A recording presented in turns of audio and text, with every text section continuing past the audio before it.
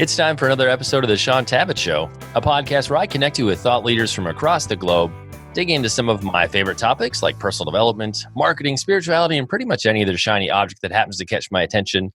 Today, my special guest is bestselling author Mark Schaefer, and we're going to be pondering the way forward for sales and marketing professionals as we navigate a business landscape unalterably impacted and changed by the coronavirus pandemic. Mark, it's good to have you back on the show. Welcome. Well, I suppose I'm glad to be here, Shaun, Well, under the circumstances. But look, it's truly and sincerely a delight to always talk with you, my friend. Well, and it's interesting. I had a number of interviews I scheduled weeks back and had plans to talk about other things. In fact, I had intended to take this conversation in a different direction, but here we are in the middle of what we didn't expect to happen. So we may as well speak about the things that folks want to be hearing about right now. And you've had a ton of helpful content recently on your blog. So we're going to riff off some of the topics you've been writing about lately. So the first place I'd like us to go is some of the non-obvious coronavirus implications that we are facing as marketing professionals. And one of the first ones I wanted to have you start with is asking ourselves the question of, am I relevant this month, or how can I be relevant this month? Because I think for a lot of us, we were struggling to figure out, okay, how do I still speak to my audience, my tribe, and not sound like I'm trying to take advantage of people? How can I be like serving and helpful?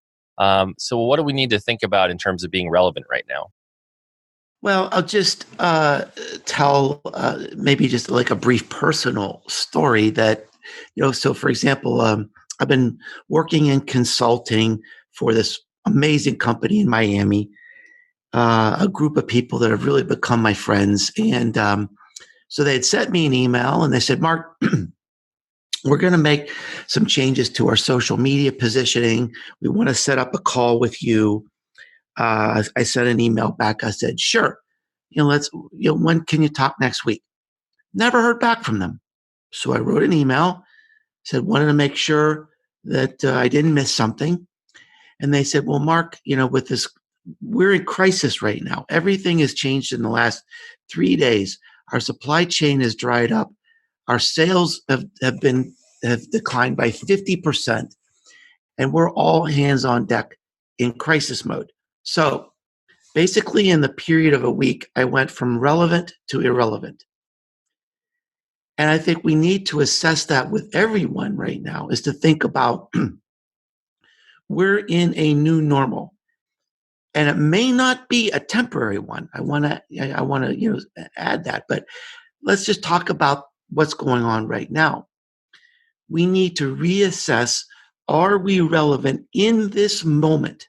And how do we reapply our skills and core competencies in a way that meet the unmet and underserved needs of our customers right now? So let me give you an example of, what I'm seeing is a few days ago, I got an email from a local rancher, somebody that grows cattle. And he said, hey, we know that you enjoy going to our local restaurants and you're not going to be able to do this in this crisis. We will bring our steaks to you. Now, this is a B2B business, but they're looking at what are the unmet and underserved needs of people right now. I just made a trip to Kroger. There are no steaks. It's sold out, right? But this guy is saying, all right, where are people now? Look at what U-Haul is doing.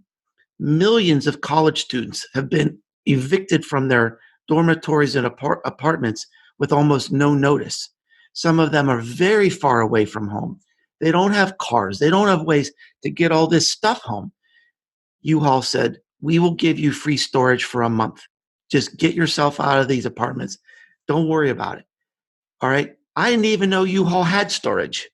So now they're on my radar screen. And they're building a new customer base, right? By looking at these needs in the moment. So this is a period of incredible opportunity, but we have to reevaluate our relevance for this moment and for the real lives of our customers right now. Well, I think on the one hand, one reaction, as you've stated, might be that people are going to pick up their ball and go home because, gosh, I'm no longer relevant. What do I do? I think the other extreme might be just this desperate rush to produce something new. And I feel like there's a balance in there somewhere where, like, it is giving some of us time to implement products and processes and things that we haven't had time to work on. But at the same time, I feel like you could just rush to put something out there for the sake of putting something out Yeah. there without really thinking of how people are buying, what they need right now. So any thoughts on what we Well, should be doing in terms of rush to produce right now? well, first of all, um, I mean, there's a lot of crazy stuff going on right now. There's a lot of stuff being introduced very quickly that is awkward, that is tone deaf, that certainly isn't strategic.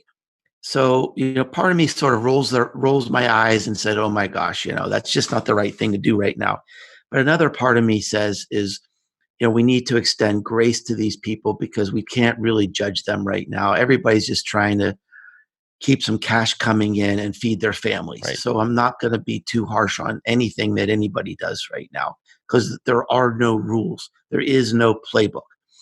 Now, what I would encourage people to do is try to not be reactive and just start throwing stuff out there to see what will stick. Take a deep breath, really, look at, what's going to be happening with your customers. And, by the way, you know, a lot of these new habits that we're seeing now are going to be the new normal, right? So, I mean, if we're in some sort of a lockdown for a couple of days, no big deal. If we're in a lockdown for a couple of weeks or months, we're going to be learning new traditions and habits around, let's say, work. Well, first of all, obviously, working from home. All right. And the reason that working from home never really worked too well before is because companies didn't invest in the technology and management processes to really make it work. But now they have. They've had to. And we're going to get really good at it. All right. So think about the unmet and underserved needs of people that work from home, because that's going to make it through to the other side. Our relationship with food, I think there's going to be profound things that are happening. We're rediscovering cooking, right? Cooking with our children, learning new skills, learning new habits, learning that's going to make it to the other side. It is. Entertainment. People are learning to connect with people remotely in new ways. They're already getting bored with Netflix. They're rediscovering board games. They're finding new ways to entertain their children. And guess what? When we get to the other side, the children are going to say, "Can we do that tonight? Can we do that game tonight?" So, and there's travel, conferences, almost everything you can think of is that there are going to be new habits that transcend the crisis. And so it pays for us to think strategically and not just react right now. Another thing you wrote within the last week was asking the question, like, how do we sell in a coronavirus environment? And Yeah. the helpful perspective I thought you gave was that we need to be looking kind of through this lens of grief and this lens of mourning, and that we need to have compassion and kind of use that as the focus for building relationships with how we're interacting with our communities right now. Would love to have you give just a little bit of commentary about how people can do that effectively, or maybe how you've already seen other businesses and organizations doing that right now? Well, that's an interesting question, Shaun. Um, I've been doing a lot of coaching and counseling through this. I mean, almost, hour by hour, nonstop. And the stories of personal suffering that come through are really almost overwhelming sometimes. Everybody is experiencing profound loss in some way. We're losing our freedom. We're losing our freedom to go outside and go to a restaurant. You know, we're losing our freedom to go to a gym. We're losing. I talked to a woman who is really quite frantic because she can't visit her 96-year-old mother in a convalescent home right down the street. It's locked down. She cannot have a face-to-face contact with her own mother, right? People are losing their jobs, millions of people. They're losing their income. In some ways, they think they're losing their sanity. Now, and this is just starting. So the thing that I think has been helpful to a lot of people is I've wanted them to really acknowledge this.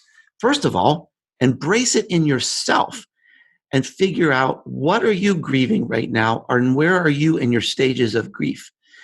Because if you can't get to that point of acceptance, you are going to be sort of panicky and reactive in your business. All right. So give yourself some time to breathe and understand where this plays out in the context of your life and the life of your customers. And then extend this understanding and grace to your customers, that even if this is like some hardcore B2B purchasing agent that you're working with, they're suffering, they're grieving. And so how would you connect to someone who's grieving?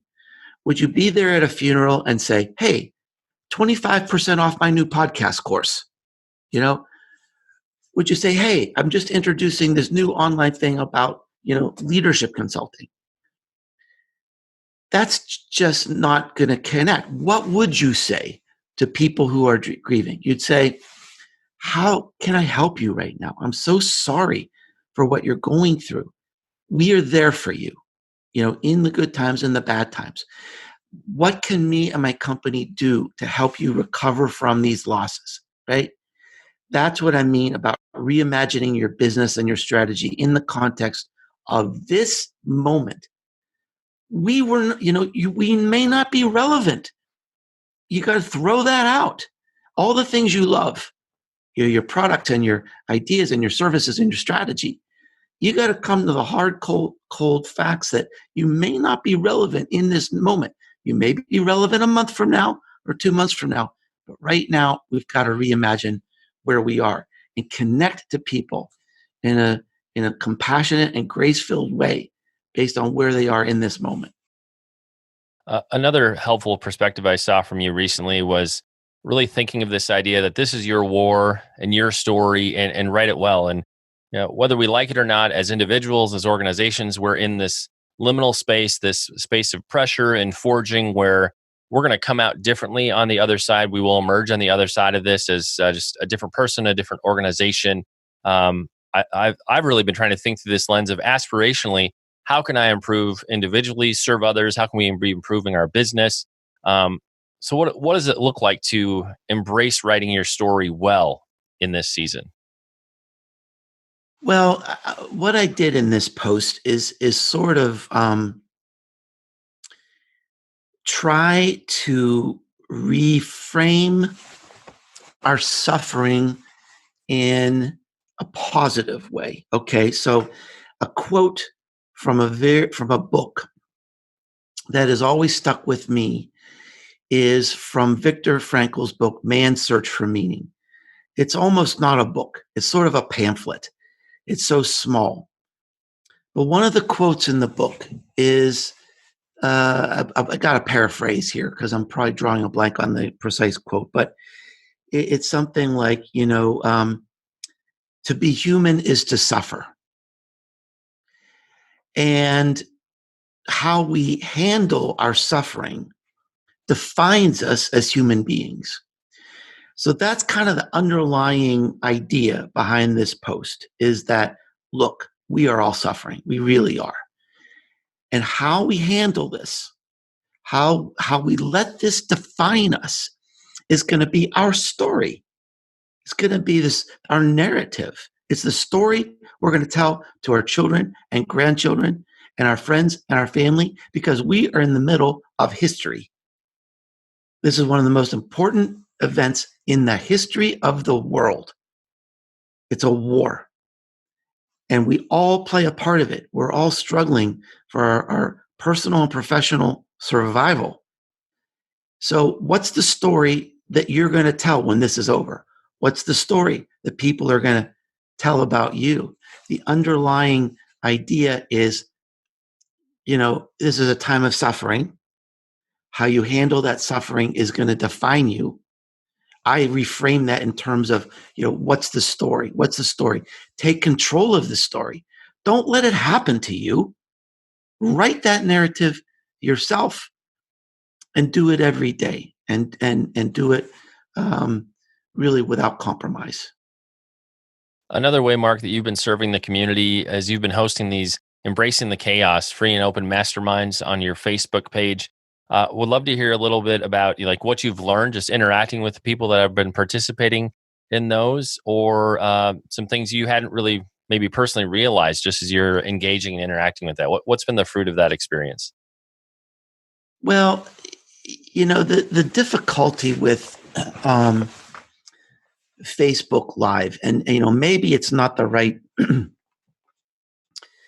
format and the right technology, but it's something that's sort of near in, connects to a lot of the people who follow me and listen to me and trust me.